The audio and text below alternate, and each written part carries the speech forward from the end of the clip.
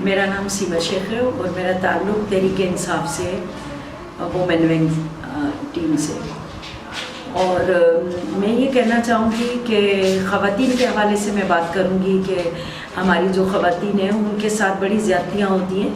لوگ یا سیاست ہو یا کسی بھی طرح کا محکمہ ہو، آفس ہو یا یونیورسٹی ہو، ہر جگہ نشانہ لیڈیز کو ہی بنایا جاتا ہے، خواتین کو.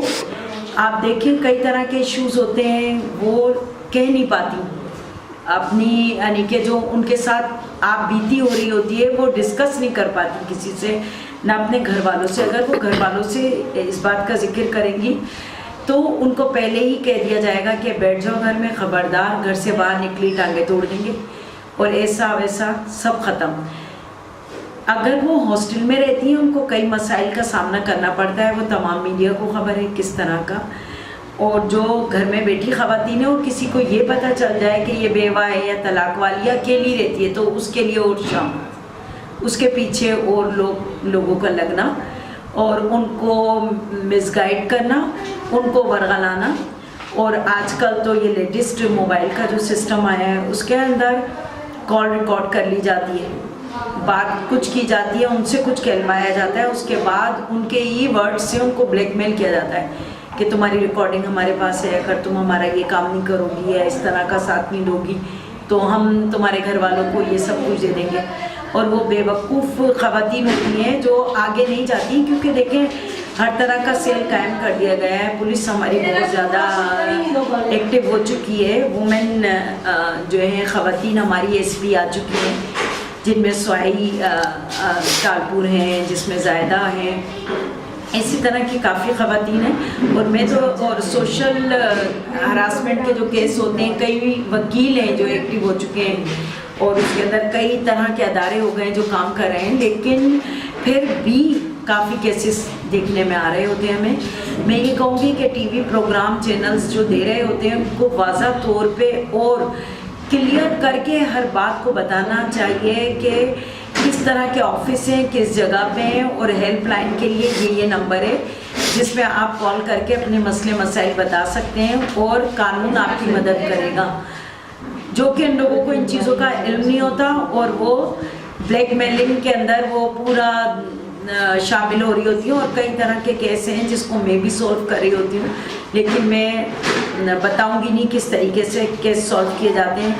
مقصد میں لوگوں کو نہیں بتانا چاہتی کہ میں کیا کر رہی ہوں اور کس طریقے سے کر رہی ہوں. میرے ساتھ بڑے نیک لوگ شامل ہیں، چاہے وہ پولیس کے ہیں ہمارے، چاہے وہ FBR کے ہیں، کسی طرح کے بھی محکمے کے ہیں، لیکن بڑے اچھے ہیں. اور کئی طرح کے کیسز ہیں. خادم جب حیدرآباد کے اندر خادم رن تھے تو انہوں نے ہماری کافی ہیلپ کی تھی، بازیاب کرائی تھی ہم نے ایک لڑکی کو، اور وکیل بھی میرے ساتھ شامل تھے.